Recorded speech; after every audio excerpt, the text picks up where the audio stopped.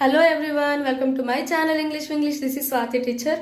మనము నిన్న can uses తెలుసుకుందాం కదండి. ఈరోజు కుడ్ యూసెస్ తెలుసుకుందాము. కుడ్ అనేది కూడా ఒక మోడల్ వర్బ్, అది పాస్ట్ టెన్స్ వర్బ్ అనమాట. దాన్ని 4-5 రకాలుగా వాడతామండి. ఆ 4-5 రకాలు ఇప్పుడే చెప్పాను అనుకోండి, మీరు కన్ఫ్యూజ్ అయిపోయి ఇంకా జన్మలో ఆ కుడ్ అనే వర్డ్ కూడా యూజ్ చేయరు మీరు.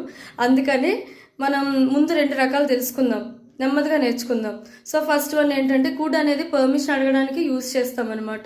అదేంటి మ్యామ్, నిన్న చెప్పారు కదా క్యాన్ కూడా పర్మిషన్ అడగడానికి అని.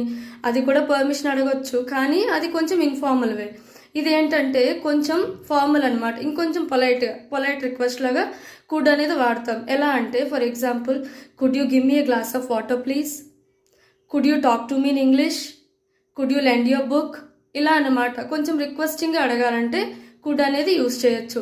ఇంకా రెండోది ఏంటంటే, మీకు చిన్నప్పుడు ఒక ఎబిలిటీ ఉండొచ్చు, అంటే చిన్నప్పుడు ఒక టాలెంట్ ఉండొచ్చు.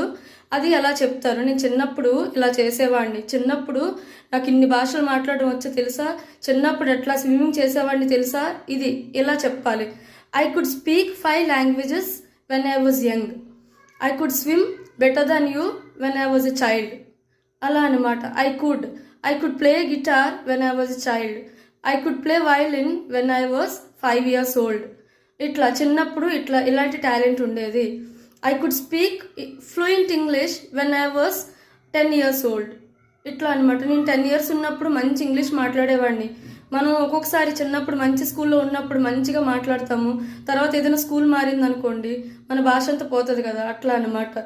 I could speak fluent English when I was a child. ఇట్లా చిన్నప్పుడు ఏదైనా టాలెంట్ ఉండి మనం చెప్పుకోవాలంటే చిన్నప్పుడు ఇట్లా ఉండేదని, అప్పుడు కూడా కుడ్ యూజ్ చేస్తాం.